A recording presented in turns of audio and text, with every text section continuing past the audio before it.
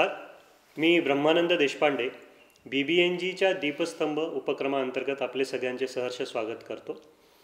आज आपण भेटणार आहोत प्रतिथयश वकील ॲडव्होकेट अविनाश भिडे सर यांना.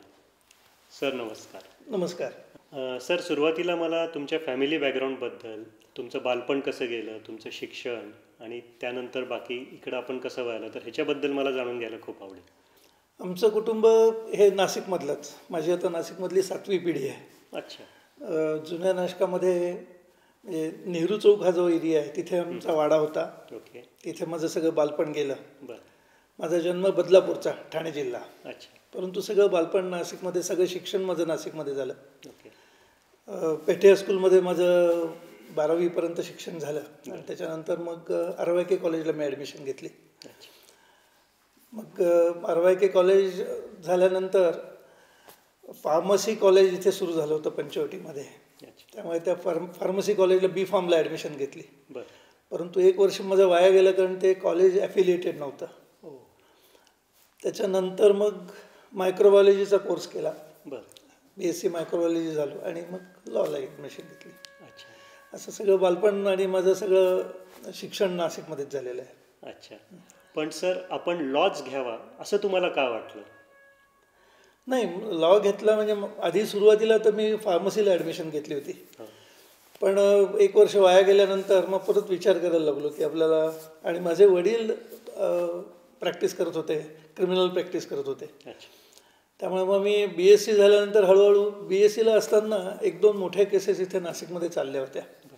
आणि त्यावेळेला पुण्याहून, मुंबईहून 2-3 स्टॉलवर्ड वकील पण आले होते. माझे बाबाही त्याच्यामध्ये डिफेन्स लॉयर होते. त्यामुळे मी 2-3 वेळेला ते ऐकायला गेलो होतो कोर्टामध्ये.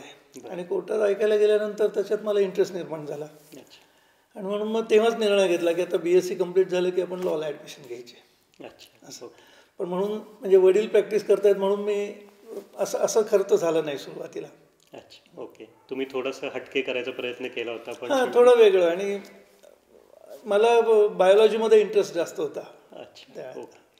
पण मग सर, आपण वकिली केल्यानंतर स्पेशलायझेशन अर्थातच तुमचं पण क्रिमिनल प्रॅक्टिसच आहे, तर आपण क्रिमिनल प्रॅक्टिसकडेच जावं किंवा आपण क्रिमिनल प्रॅक्टिसच करावी असं आपल्याला का वाटलं? नाही, ते नॅचरली झालं. कारण मी जेव्हा प्रॅक्टिस सुरू केली त्यावेळेला बाबांकडे एक्सक्लुझिव्ह क्रिमिनल काम होतं. अच्छा.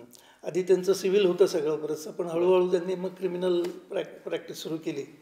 आणि मग हळूहळू बाबांकडे त्यावेळेला अँटी करप्शनच्या केसेस खूप होत्या. Anti corruption, murder trials.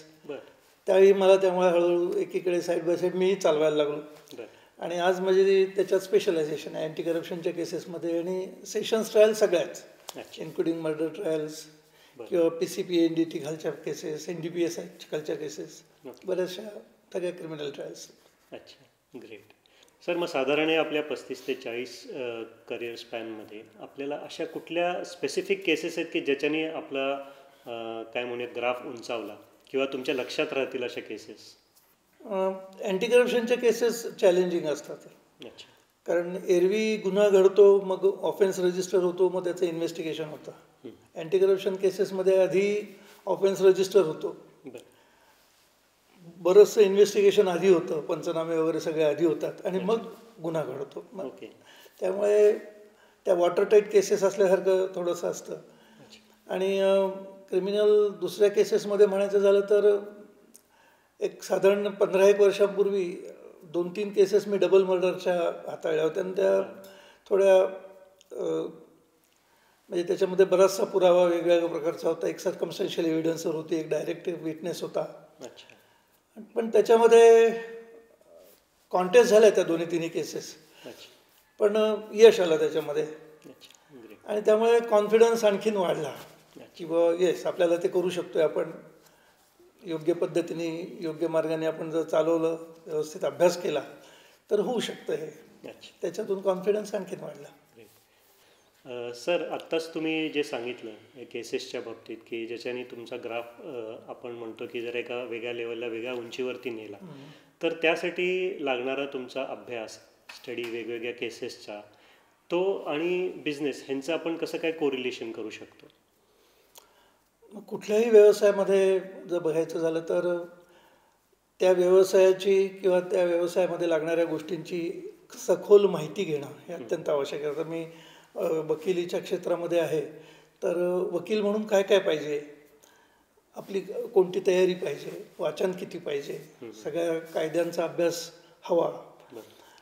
पाठ सगळे कायदे असतील असं नसतंच, पण एखादी केस माझ्याकडे आल्यानंतर ती केस पूर्ण वाचून कुठले कायदे याला लागू होतात, आपल्यासाठी माझ्या शब्दात बोलायचं झालं तर आपल्यासाठी कुठे कुठे खड्डे खणून ठेवलेले आहेत आणि त्याच्यावरनं उडी कशी मारायची आहे, याचा थोडा बारकाईने अभ्यास करणं गरजेचं आहे. मी विशेषतः तरुण जे वकील झालेले आहेत किंवा वकील होऊ बघतायत किंवा विचार करतायत त्यांना मी जरूर सांगेन की सर्व प्रकारचा अभ्यास करणं हे अत्यंत गरजेचं आहे. कारण वकिलाला सर्व क्षेत्रातलं ज्ञान थोडं थोडं का होईना पाहिजे असतं. त्यामुळे डीप स्टडी, त्याच्यावरती मनन चिंतन करणं, गरज पडली तर आपल्या सिनियर्सचा ॲडवाईस घेणं हे पण आवश्यक आहे. त्यामुळे मनापासून अभ्यास आणि कष्ट, म्हणजे प्रत्येकजण आपल्या आपल्या इंटरव्ह्यूमध्ये हे सांगतच असेल, परंतु कष्टाला पर्याय नाही. कष्ट करणं आणि अभ्यास करणं याला पर्याय नाही. तुम्ही जितकं अपडेटेड असाल नॉलेजच्या बाबतीत, आजकाल काय चालू आहे काय नाही, आणि आपल्याला जे एक्झॅक्ट स्पेसिफिक लागणार आहे तर त्याच्यामध्ये आपण मास्टरी मिळवणं हे कधीही गरजेचं असतं. हे थोडक्यात तुम्हाला सांगायचं त्याच्यामध्ये. सर तुम्ही आत्ता सांगितलंच, पण असे बरेच वेळेला होत असेल आपल्याला की एक दोन केसेस म्हणा, म्हणजे बिझनेसच्या बाबतीत म्हणायचं तर एक दोन चॅलेंजेस किंवा अजून त्याच्यापेक्षा जास्त चॅलेंजेस आपल्याला नेहमी येत राहतात. तर एका वेळेस एखाद्या ह्याच्यावरती स्पेसिफिक फोकस करून ते स्विच ऑन स्विच ऑफ कसं करता येतं तुम्हाला? अगदी छान प्रश्न विचारलात आपण. बऱ्याच वेळेला असं होतं की आता इथे नाशिकमध्ये जर बघायचं झालं तर इथे जवळजवळ 43 कोर्ट्स आहेत आणि एखादी केस दिवसभर चालते असं नाही. त्याचप्रमाणे एका दिवशी आपल्याला 8-8, 10-10 पण केसेस काही वेळेला असतात आणि चालवाव्या लागतात. त्यामुळे एखादी केस चालवल्यानंतर एक अर्धा पाऊण तास त्या केसमध्ये आपण त्या कोर्ट हॉलमध्ये असल्यानंतर त्या कोर्ट हॉलमधून बाहेर पडून दुसऱ्या कोर्ट हॉलमध्ये जाईपर्यंत त्या कोर्टातली कुठली केस आहे ते डोक्यात घेऊन त्याचा अभ्यास आधी आपण केलेला असतो. तर ते म्हणजे आधीच्या केसच्या सगळ्या फॅक्ट्स विसरायच्या आणि त्या दुसऱ्या केसच्या फॅक्ट्स लक्षात घेऊन पूर्वी काय विचारलं होतं, आपल्याला आज कोणता विटनेस तपासायचा आहे किंवा काय क्रॉस करायचे. तर ह्याच्यासाठी ते एक ब्रेनला ट्रेनिंगच लागतं आणि ते सवयीने होतं, नाही असं नाही. जशी जशी तुम्ही प्रॅक्टिस तुमची वाढत जाते आणि पण त्याला डेडिकेशन खूप लागतं. म्हणजे आधी आपल्याला आज माझ्या 4 केसेस असतील 5 केसेस असतील तर मी 4-5 केसेसमध्ये मला फॅक्ट्स माझ्या तयार असल्या पाहिजेत, काय झालेलं आहे, तरच मग हे शक्य आहे. त्यामुळे बाकी इतर बिझनेसमध्ये सुद्धा मला वाटतं तेच असेल की एखादं प्रोडक्शन सुरू आहे, तर प्रोडक्शन करताना आपण वेगवेगळ्या स्टेजेसमधून जातो. प्रत्येक स्टेजेसला काय काय लागतं याचा अभ्यास सगळ्या तरुणांनी जर केला आणि प्रोफेशनमध्ये जर वकिलांनी सुद्धा अशी जर तयारी ठेवली की आपण, तर मग ते स्विच ऑन स्विच ऑफ तुम्ही म्हणताय त्याप्रमाणे होतं, त्याला सवय लागते आणि ते जर झालं तरच मग यश आहे. कारण तुम्ही एका दिवशी 3-3, 4-4, 5-5 केसेस वेगवेगळ्या प्रकारच्या वेगवेगळ्या फॅक्ट्स असलेल्या, नावं वेगवेगळी असतात, ठिकाणं वेगवेगळी असतात, तर हे शक्य होतं. फक्त त्याला प्रॅक्टिस पाहिजे, डेडिकेशन पाहिजे स्वतःचं आणि एक कॉन्फिडन्सही लागतो आणि तो अभ्यासातूनच येतो कॉन्फिडन्स. सर वकिली हा पेशा तसं म्हटलं तर आता तुम्ही एक्सपिरियन्स आहे म्हणून, पण क्लिष्ट आहे असं आपण पकडतो. तर ideal practice of doing this business किंवा कुठलाही बिझनेस आपण पकडूया, तो कसा करावा? आयडियल प्रॅक्टिस म्हटलं तर आता मी क्रिमिनल प्रॅक्टिस करतो म्हणून तो उदाहरण देतो. बऱ्याच वेळेला असं होतं की, आणि ऐकायलाही येतं बाहेर की कशा पद्धतीने प्रॅक्टिस करणं हे चांगलं आहे. ॲक्च्युली काय होतं की तुम्ही जेव्हा मनापासून काम करता आणि एखाद्या क्लायंटची किंवा एखाद्या आरोपीची केस तुम्ही मांडता कोर्टासमोर, त्यावेळेला निकाल तुमच्या हातात नसतो. आणि निकाल जेव्हा तुमच्या हातात नसतो त्यावेळेला एखाद्या क्लायंटला, आपल्या पक्षकाराला त्या निकालाच्या संदर्भात गॅरंटी देणे हे अतिशय चुकीचं आहे. जर तुला काही होणार नाही, तुम्हाला अधिकारच नाही तसं म्हणण्याचा. आणि मग तुम्ही जर त्याला सुरुवातीला जर सांगितलं की बाबा रे, मी माझ्या परीने प्रयत्न करतो, सगळी तुझी केस चांगली चालवतो, माझ्या परीने चालवतो, परंतु निकाल मला काय तो मला सांगता येणार नाही आणि त्याची मी काही गॅरंटी देऊ शकत नाही. माझा अनुभव असा आहे की असं म्हटल्यानंतर माझ्याकडे समजा एक 10 क्लायंट्स आलेले असतील, तर त्यातले 7 क्लायंट्स नंतर परत येतच नाहीत. बरं. पण जे 3 टिकतात ते त्यांना पूर्ण कल्पना असते की आपला वकील आपल्यासाठी सगळे प्रयत्न करणार आहे, परंतु निकाल हा कोर्टाच्या हातात आहे, त्याची गॅरंटी तो देत नाही. आपणही प्रयत्न करूया, तेही प्रयत्न करतील. तर मग ही आयडियल प्रॅक्टिस होईल. आणि हे असं जर झालं तर मग तुम्ही जेव्हा कोर्टातून बाहेर पडता, कोर्टाचा वेळ संपल्यानंतर तुमच्या ऑफिसमधून जेव्हा तुम्ही बाहेर पडता तेव्हा माइंड एकदम क्लिअर असतं. कारण कोणाला काहीतरी आश्वासन दिलेलं आहे, कोणाला काहीतरी गॅरंटी दिलेली आहे, मला त्याच्यासाठी मग प्रयत्न करावा लागतो. मग तो मी आउट ऑफ बॉक्स जाऊन, आउट ऑफ वे जाऊन प्रयत्न करतो, ते राहतच नाही शिल्लक. त्यामुळे कायद्याच्या चौकटीमध्ये आपण जर प्रॅक्टिस केली आणि गॅरंटी हा विषय जर आपण थांबवला, नाही केलं, कोणाला गॅरंटी नाही दिली, तर मला असं वाटतं की that would be ideal practice. सगळ्याच याच्यामध्ये प्रोफेशन्समध्ये मला वाटतं असंच आहे की आपला एखादा प्रॉडक्ट हा उत्तमच असला पाहिजे. तो जो उत्तम असेल तर कॉन्फिडेंटली तुम्ही तुमच्या ग्राहकांना सांगू शकता की तुम्ही हा ट्राय करून बघा, हे मशीन ट्राय करून बघा, हा प्रॉडक्ट खाऊन बघा. तर नॅचरली तो दुसऱ्या वेळेला आपल्याकडे येणार आहे. पण तेच आपण त्याच्यामध्ये जर कॉम्प्रोमाइज करायचा प्रयत्न केला तर मग मात्र काही दिवस प्रॅक्टिस चालते आणि मग ती हळूहळू थांबते. मग ती नक्की सर. तुम्ही म्हटलात, सुरुवातीला जे म्हटलं त्याच्यावरनं मला अक्षरशः असं वाटलं की तुम्ही गीताच फॉलो करते का काय. कर्मण्येव अधिकारस्ते मा फलेषु कदाचन. मी प्रयत्न माझा 100% करत राहीन, साथ द्यायची की आणि नाही. That is ideal practice. आणि मग एरवीसुद्धा मग मलासुद्धा आता मी घरी आलो की कोर्टातला सगळं विसरलेलो असतो. अच्छा. मग माझ्या मुली म्हणतात मला की तुम्ही कोर्टात असता तेव्हा वेगळे बाबा असतात आणि घरात असता तेव्हा अगदीच वेगळे बाबा असतात. पण तो ओव्हर दी पिरियड हे प्रॅक्टिसने होतं, नाही असं नाही. नक्की सर. मला अजून एक तुम्हाला विचारायसारखं वाटतं की हा प्रॅक्टिस करता करता तुम्ही मला वाटतं बार असोसिएशन किंवा बार काउन्सिल आपण ज्याला म्हणतो, तर त्याचे पण तुम्ही अध्यक्षपद भूषवलेलं आहे. तर बार काउन्सिल किंवा बार असोसिएशनमध्ये एक्झॅक्टली असं काय काय त्याच्यातनं निष्पन्न होतं की लोकांनी बार असोसिएशन किंवा बार काउन्सिलकडे का रजिस्टर्ड व्हावं? Bar council of Maharashtra Goa ही 2 राज्यांची, म्हणजे महाराष्ट्र आणि गोवा मधल्या सर्व वकिलांची ही काउन्सिल आहे. ह्याच्यावरती बार काउन्सिल ऑफ इंडिया आहे. तर आता बार काउन्सिल ऑफ महाराष्ट्र आणि गोवामध्ये मी जेव्हा त्याचं इलेक्शन लढवलं 2010मध्ये आणि जिंकलो, तेव्हा साधारण 90,000 लोक ॲडव्होकेट्स त्याचे मेंबर होते, महाराष्ट्र आणि गोव्यातले. आज मितीस ते 2,40,000 मेंबर्स झालेले आहेत. आता ही जी संस्था आहे बार council of Maharashtra and Goa, तर ही वकिलांचं वेलफेअर बघणे आणि वकिलांच्या दृष्टीने जी जी काही कामं आहेत सगळी, ती सगळी कामं करण्याची ही संस्था आहे, करणारी ही संस्था आहे. वकील एकदा वकिली पास झाला की मग त्याला बार काउन्सिलमध्ये पहिलं त्याचं रजिस्ट्रेशन करावं लागतं. And unless and until he registers with bar council he cannot practise. त्यामुळे ते रजिस्ट्रेशन झालं, सर्टिफिकेट ऑफ प्रॅक्टिस मिळाली की मग त्याला कुठेही प्रॅक्टिस करता येते. 2010मध्ये मी निवडून आलो. त्या 5-5 वर्षाचा पिरियड असतो. 2015मध्ये मी पहिल्यांदा चेअरमन झालो बार काउन्सिलचा. त्याच्यानंतर पुन्हा इलेक्शन लढलं, मी परत निवडून आलो आणि 2019 आणि 20मध्ये मी दुसऱ्यांदा चेअरमन झालो. आजही मी मेंबर आहे त्याचा. Great sir. सर, हे सगळं तुम्ही करता करता स्वतःचे काही बुक्स पण तुम्ही लिहिलेले आहेत, तर त्याच्या बाबतीत थोडंसं. Practical hints for criminal trial या नावाचं मी पुस्तक लिहिलं आहे. त्याची पहिली आवृत्ती 2018मध्ये आली होती, प्रसिद्ध केली. त्याच्यामध्ये ज्युनियर वकिलांना विशेषतः प्रॅक्टिस सुरू केल्यानंतर ज्या अडचणी येतात, म्हणजे डायरेक्ट एव्हिडन्स आणि सर्कमस्टन्शियल एव्हिडन्स असे 2 प्रकार आहेत. डायरेक्ट एव्हिडन्समध्ये आय विटनेसेस वगैरे असतात, स्वतः प्रत्यक्ष बघितलेलं असतं साक्षीदारांनी. सर्कमस्टन्शियल एव्हिडन्समध्ये प्रत्यक्ष साक्षीदार नसतो, परंतु गुन्हा घडताना ज्या वेगवेगळ्या सर्कमस्टन्सेस तिथे जागेवरती असतात किंवा आधीच्या किंवा नंतरच्या घडतात, त्याच्यावरती गुन्हा केला की नाही असं सिद्ध करावं लागतं. तर यासाठी म्हणून जे काही मुद्दे सर्कमस्टन्सेस असतात तर ते थोडं इलॅबोरेट करण्यासाठी मी ते पुस्तक तयार लिहिलेलं आहे. थोडक्यात गाईडच केल्यासारखं तुम्ही. ऑलमोस्ट. आता त्याची दुसरी आवृत्ती भारतातली जी प्रमुख पुस्तक प्रकाशन संस्था आहे, ऑल इंडिया रिपोर्टर AIR, तर त्यांनी म्हणजे दुसरी आवृत्ती आता त्यांनी प्रसिद्ध केली आहे.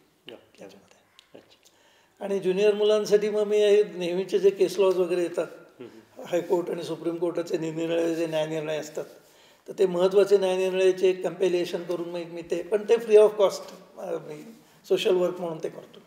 अच्छा, ग्रेट.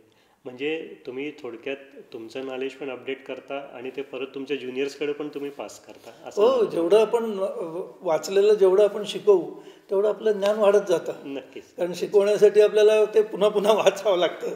त्यामुळे आपली पण तयारी होते आणि ज्युनियर मुलांना विशेषतः खूप मदत होते. खूप जण मला सांगतात की तुमच्या त्या पुस्तकातलं मी एक केस लॉ बघितला आणि तो माझ्या कामामध्ये वापरला. आनंद वाटतो की आपल्याला काहीतरी ज्ञानाचा फायदा कोणाला तरी झाला. आपण काही जे दिलेलं आहे त्याचा काहीतरी फायदा होतो, नक्कीच, त्याचा नक्कीच आपल्याला हे होतं.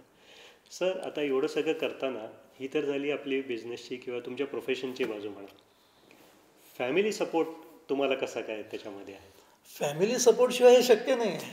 म्हणजे माझी पत्नी अदिती, हिचा मला खूप मोठा सपोर्ट आहे. म्हणजे ती बऱ्याच वेळेला मला सांभाळूनही घेते आणि बऱ्याच वेळेला आम्ही बाहेर असतो कामासाठी म्हणा किंवा बार काउन्सिलच्या कामासाठी, पण थोडीशी चिडचिड होते. आता नॅचरल आहे ना, शेवटी ह्युमन बिईंग. पण मला खूप सपोर्ट आहे तिचा. माझ्या 3 मुली आहेत, मृणाल, देविका आणि जानकी. जानकी मोठी आणि मृणाल देविका या ट्विन्स आहेत. त्याही मला खूप चांगला सपोर्ट करतात. म्हणजे मॉरल सपोर्ट जो म्हणतो तो नेहमीच फॅमिलीकडून मिळतो. आणि तो जर सपोर्ट असेल तर मग आपण मोकळेपणाने 2 हात आपण जगाशी करू शकतो. प्रोफेशन बरोबर मध्ये आपण चांगली प्रगती करू शकतो. नक्कीच. सर, फॅमिलीबद्दल सांगता सांगता तुम्ही आत्ताच सांगितलं की तुमच्या 3 मुली आहेत.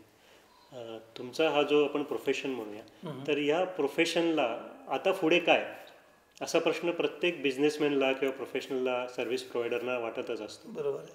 तर मी तेच आता तुम्हाला विचारतो की ह्याच्याबद्दल तुम्ही काय विचार केला? असं मी काही सुरुवातीला विचार केलेला नव्हता. मोठी मुलगी जी जानकी आहे ती शाळेमध्ये असतानाच म्हणत होती की मी वकील होणार. परंतु तिने ठासून सांगितलं होतं की मी क्रिमिनल प्रॅक्टिस करणार नाही, पण वकील नक्की होणार. आणि त्याप्रमाणे तिने तिची दिशा ठरवून बरोबर ती वकील झाली. आज ती IPR मास्टर आहे. लंडनने तिने क्वीन्स युनिव्हर्सिटीमध्ये तिने मास्टर्स घेतले आणि ती मुंबईला प्रॅक्टिस करते. धाकट्या दोघी ज्या मृणाल आणि देविका, तर त्या काही असं सुरुवातीला म्हणत नव्हत्या आम्ही वकील होणार म्हणून. त्यांनी 12वी झाल्यानंतर CAचा कोर्स सुरू घेतला आणि मग CA करता करता 3 वर्षाचं इंटर्नशिप झालं. नंतर मधल्या ज्या परीक्षा असतात त्या त्यांनी पूर्ण केल्या. आणि जेव्हा फायनल द्यायची वेळ आली तेव्हा दोघीही म्हणायला लागल्या की बाबा आम्ही CA होऊ नक्की, परंतु आम्ही प्रॅक्टिस नाही करणार. मग प्रश्न पडला की CA मग तुम्ही होताय कशाला, जर होणार आहात आणि प्रॅक्टिस करणार नाही म्हटल्यानंतर. पण इन द मीन टाईम त्यांची जेव्हा इंटर्नशिप चालू होती तेव्हा त्यांनी लॉला ॲडमिशन घेतलेली होती BCom झाल्यानंतर. मग त्या लॉ झाल्या ह्याच्यानंतर.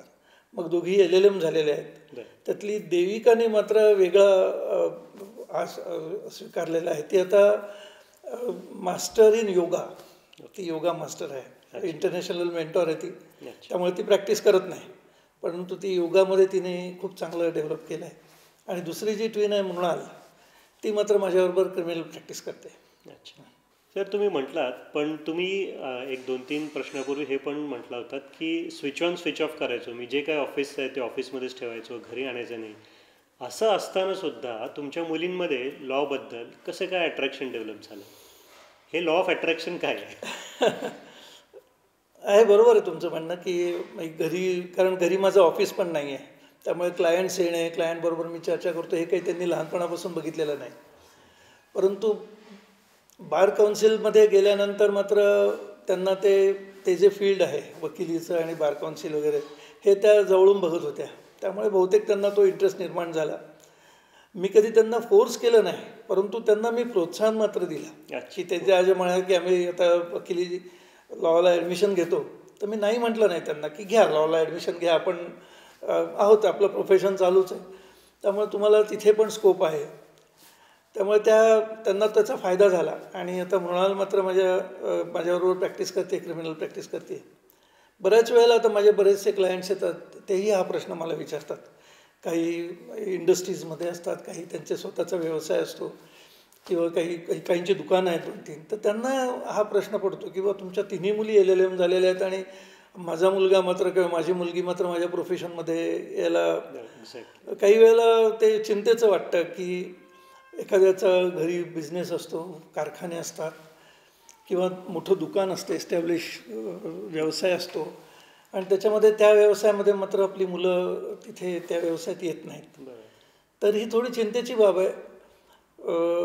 कारण तुम्ही सगळं कष्टाने उभं केलेलं असतं आणि त्याला जर कोणी वारस नसेल किंवा कोणी पुढे चालवणारा नसेल तर मग एक हळूहळू एक जसा जसा पिरियड जातो तसं त्याच्याबद्दल मग एक आता मला क्लोज करायचं आहे बिझनेस किंवा मी आता पुढे काहीतरी वेगळं काहीतरी मी बघतो. माझी मुलं आता प्रदेशात आहेत किंवा दुसऱ्या व्यवसायात आहेत किंवा दुसऱ्या ठिकाणी मोठ्या नोकरीवरती लागलेली आहेत.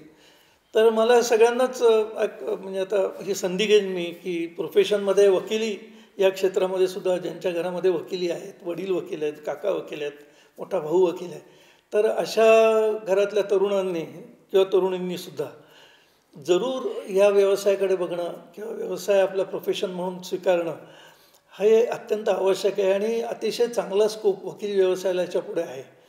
मी विशेषतः मुलींना विनंती करेन कारण खूप मोठा स्कोप या व्यवसायामध्ये आहे. ज्युडिशियरीमध्ये जाण्याची संधी मिळते पण त्याच्यासाठी आधी वकील व्हायला लागतं. काही 2-3 वर्ष जर प्रॅक्टिस केली तर अतिशय चांगलं फील्ड हे उपलब्ध आहे.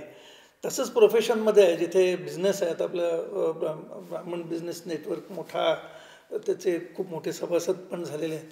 तर त्या कुटुंबांनासुद्धा मी विनंती करेन की आपल्या मुलाला आपल्या व्यवसायामध्ये कशी गोडी निर्माण होईल याचं जर थोडंसं लहानपणापासून जर त्याला ग्रूमिंग केलं आपल्या कारखान्यामध्ये आपल्या व्यवसायामध्ये जर लहानपणापासून त्याला थोडंसं यायला उद्युक्त केलं, त्याला काही 4 गोष्टी सांगितल्या, त्यातल्या काही इंटरेस्टिंग गोष्टी असतात त्या जर त्याला सांगितलं तर आपोआप त्याच्यामध्ये त्याचा इंटरेस्ट तयार होतो आणि मग तो त्या दृष्टीने विचार करायला लागतो. आणि मग बऱ्याचशा आपल्या विशेषतः ब्राह्मण व्यावसायिकांना हा जो एक मोठा भेडसावणारा प्रश्न आहे की आपली मुलं आपली त्याच्यामध्ये येत नाहीत, तर हा सुटण्यासारखा प्रश्न आहे. नाही असं नाही, परंतु त्या मुलांना त्याच्यामध्ये इंटरेस्ट निर्माण करणं आणि त्याप्रमाणे आपण स्वतः वागणं हे पण फार महत्त्वाचं आहे. आपली जे सचोटी आपल्याला आपल्या कामामुळे आपल्याला समाजामध्ये मानसन्मान मिळतो आणि तो मानसन्मान जेव्हा मुलं आपली बघतात, आपल्याबरोबर काही वेळेला असतात, ती समारंभामध्ये असतात, बरोबर कधीतरी आपल्या फिरायला जातो त्यावेळेला असतात आणि जेव्हा तुम्हाला तुमच्या व्यवसायामुळे तुमच्या सचोटीमुळे तुम्हाला जर लोक आदराने वागवत असतील, मानसन्मान देत असतील तर त्याच्यात त्यांना नक्की गोडी निर्माण होते आणि मग मी पण असं बनणार, मी पण अशी बनेन हे जे एक आतून यावं लागतं ते फार महत्त्वाचं आहे. ते निर्माण करण्यासाठी आपण प्रयत्न करणं गरजेचं आहे. सर, मला वाटतं या अख्ख्या इंटरव्ह्यूमधला सगळ्यात मोठा टेक अवे जो आहे तो तुम्ही आत्ता दिलेला आहे की पुढे लेगसी कशी कंटिन्यू करावी, त्यासाठी जो पहिला व्यावसायिक असतो तर त्यांनी कसं ग्रूम करावं आपल्या पुढच्या पिढीला, हा खूप मोठा टेक अवे दिला सर तुम्ही. त्याच्याबद्दल खूप थँक्स तुमचे. आणि पुढं हे सगळं तर झालंच आपलं सोशल लाईफ, तर ह्याच्याबद्दल तुम्ही कसं काय अवेअर राहता? एक वकील म्हणून तुम्हाला एक काही प्रोटोकॉल पाहायचे असतात, ते पाहत तुम्हाला तुमचं सोशल लाईफ जगायचं असतं, ते कसं तुम्ही तारेवरची कसरत मॅनेज करता? हा, ती खरंच तारेवरची कसरत आहे. आता तुम्ही हा प्रश्न जो त्यातला एक भाग वकील असताना जो विचारला तर त्याला जोडून थोडंसं मला आपल्या तरुण वकिलांसाठी सांगणं गरजेचं वाटतं की ॲडव्होकेट म्हणून किंवा वकिली हा प्रोफेशन स्वीकारल्यानंतर केवळ वर्किंग आवर्स म्हणजे 11 ते 5:30 एवढेच तुम्ही वकील असता असं नाही, तर 24/7 तुम्ही वकील असता. तुम्ही फिरायला गेलेले असाल तरी तुम्ही वकील आहात, तुम्ही हॉटेलमध्ये जेवत असलात तरी तुम्ही वकील आहात, हे नेहमी कायम लक्षात ठेवलं पाहिजे. प्रत्येक प्रोफेशनचं असं आहे की मी त्या प्रोफेशनमध्ये आहे, मी डॉक्टर आहे, मी इंजिनियर आहे, मी आर्किटेक्ट आहे किंवा काय, तर किंवा मी बिझनेसमन आहे, छोटे मोठे व्यवसाय असतील पण मी तो व्यवसाय करतो आहे, तर हे कायम लक्षात ठेवणं हे अत्यंत गरजेचं आहे. कारण त्या दृष्टीने समाज आपल्याकडे बघत असतो, त्या दृष्टीने समाज बघत असतो आणि मग तुम्ही त्याप्रमाणे जर वर्तन ठेवलं तर ॲटोमॅटिकली समाज तुम्हाला तुमच्या कामामुळे तर आहेच, परंतु तुमच्या वर्तनामुळे सुद्धा समाज तुम्हाला मानसन्मान द्यायला लागतो आणि मग त्याच्यातून बऱ्याच वेळेला हे सामाजिक कार्य करण्याची संधी पण मिळते. कारण तेही गरजेचं आहे, कारण we are part of the society. त्यामुळे आपण आपल्या व्यवसाय आपल्या स्वतःसाठी आपल्या कुटुंबासाठी जेव्हा काम करतो त्यावेळेला आपल्याला हे भान विसरून चालत नाही की आपण समाजाचा एक भाग आहोत आणि आपल्या समाजासाठी, केवळ ब्राह्मण समाजासाठी नाही तर सर्व समाजासाठी म्हणून आपण काही काम करू शकतो का, हा विचार करणं. आणि असं जर तुमचं वर्तन असेल, त्याच्यामध्ये तुम्ही मास्टरी मिळवलेली असेल, तर लोकही तुमच्याकडे त्या दृष्टीने बघतात की हा माणूस आपल्याला आपल्या संस्थेमध्ये पाहिजे, ह्या माणसाकडनं जर काम झालं तर आणखीन चांगलं काम होण्याची शक्यता आहे, हे त्यांच्या मनात यायला लागतं, तुम्ही ठरवून चालत नाही. त्यामुळे त्याच्यातून थोडंसं मला संधी मिळाली. आता मी म्हणजे बार काउन्सिलचा मेंबर तर आहेच, कारण मी मेंबर होणार म्हणून म्हणत नाही, तर मला महाराष्ट्रातून आणि गोव्यातून मतं पडावी लागतात. आणि ती मतं का पडतात? तुमच्या व्यवसायामुळे लोकांना माहिती होतं की तुम्ही कशा पद्धतीने व्यवसाय करता. त्याचप्रमाणे इतर गोष्टींमध्ये सुद्धा असंच आहे. आता मी central Hindu military education society म्हणून जी सोसायटी आहे, म्हणजे भोसला मिलिटरी स्कूल म्हणून ज्याला आपण जनरल उच्चारतो किंवा ओळखतो, तर त्याचा मी गव्हर्निंग काउन्सिलचा मी कार्यकारी अध्यक्ष आहे. गेल्या 25 वर्षापासून मी या सोसायटीमध्ये काम करतो आहे. छोटी मोठी पदं भूषवलीत म्हणण्यापेक्षा काम करणं हे खूप महत्त्वाचं असतं, आणि आता ती संधी मला मिळालेली. त्याचप्रमाणे मध्यंतरी मी आपली जी वणीची देवी आहे, सप्तशृंगी निवासिनी देवी, तर तिचा मी मध्यंतरी ट्रस्टी होतो. ती पण मला चांगली काम करण्याची देवीने आणि संधी दिली, त्याचंही खूप मला समाधान आहे. सध्या मी आपला अखिल ब्राह्मण मध्यवर्ती संस्था जी आहे त्याचा मी अध्यक्ष आहे, चित्पावन ब्राह्मण संघाचा उपाध्यक्ष आहे.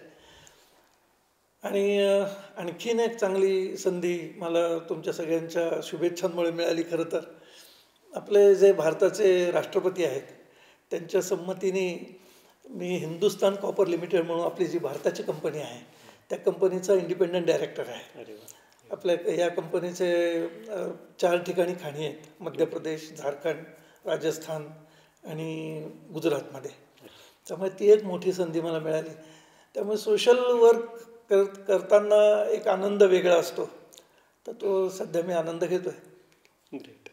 सर, ब्राह्मण आणि न्यायव्यवस्था ह्यांची खूप जुनं नातं आहे. म्हणजे अगदी पेशव्यांच्या काळापासून जरी पकडलं आपण की रामशास्त्री प्रभुणे ह्यांचा न्याय, आणि ते अगदी आत्तापर्यंत जर आपण पकडलं तर ब्राह्मणांविषयी सत्यता ह्याच्याबद्दल खूप एक आदर आहे. पण असं हळूहळू बघण्यात आलेलं आहे की आपल्याकडे म्हणजे ब्राह्मण लोकांकडे वकिली करायची जी एक इच्छा असते ती कुठंतरी लुप्त होत चालली आहे किंवा ती हळूहळू मागं पडत चालली आहे. तर त्याच्याबद्दल तुम्हाला काय वाटतं, किंवा त्यांना आपण कसं उद्योग करू शकतो आपण? खूप चांगला प्रश्न आहे हा. ब्राह्मणांमध्ये उपजत बुद्धी खूप आहे, चाणाक्षपणा आहे, नंतर वेगवेगळ्या सर्कमस्टान्सेसचं ॲसेसमेंट करण्याची जी एक बुद्धी लागते किंवा नजर लागते, ती नजर ब्राह्मण समाजामध्ये भरपूर आहे अगदी. परंतु तुम्ही जे म्हणालात की आत्ताच्या ह्या काळामध्ये, पूर्वी मी जेव्हा प्रॅक्टिस सुरू केली 85मध्ये, त्यावेळेला प्रत्येक क्षेत्रात मला आठवतं आहे की सिव्हिल असू दे, क्रिमिनल असू दे, कोऑपरेटिव्ह असू दे किंवा इंडस्ट्रीयल लॉमध्ये असू दे, वेगवेगळ्या क्षेत्रांमध्ये जे 1-2-3 जण टॉपला वकिली करत होते त्यातले 1 किंवा 2 ब्राह्मण असायचे. परंतु आज ते दृश्य अगदी एक्सेप्शनली बघायला मिळतं. ह्याला कारण आहे की आपले ब्राह्मण तरुण ह्या व्यवसायात यायला नाखुश असतात म्हणण्यापेक्षा त्यांना कोणी उद्युक्त करत नाही या व्यवसायामध्ये यायला. कारण बऱ्याचशा फॅमिलीजमध्ये एखादा वकील आहे, त्यांनी वकिली थांबवल्यानंतर मगाशी आपण जसं बोललो की त्यांची पुढची पिढी या व्यवसायात येत नाही आणि मग ती व्यवसाय तिथेच थांबतो. तर आपण जर पुढच्या पिढीला पण उद्युक्त केलं, आता एखाद्या फॅमिलीमध्ये असं असू शकतं की वकील नाही आहे परंतु एखादा मुलगा हुशार आहे, मुलगी हुशार आहे, तर कोणीतरी त्यांना हे सजेस्ट केलं पाहिजे की वकिली व्यवसाय पण खूप चांगला आहे. त्यामुळे वकील होणं, विशेषतः ब्राह्मणांनी वकिली क्षेत्रामध्ये येणं, हे स्वतःच्या किंवा समाजासाठी पण खूप फायद्याचं आहे. कारण तर त्यांच्या बुद्धीचा उपयोग शेवटी समाजासाठी होतो. म्हणजे त्याचं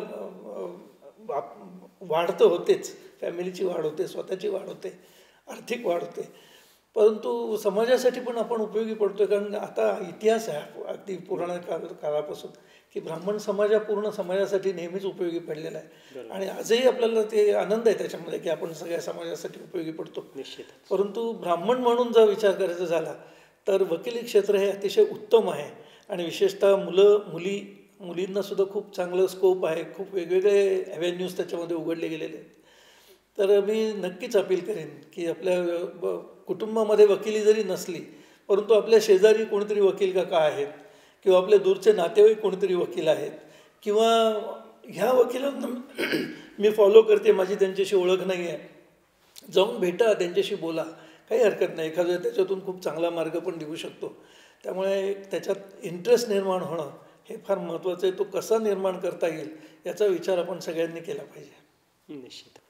सर, जाता जाता एक शेवटचा प्रश्न. ब्राह्मण बिझनेस नेटवर्क ग्लोबल अर्थात BBNG बद्दल आपल्याला माहितीच आहेत, तुम्ही त्याचे मेंबर पण आहात.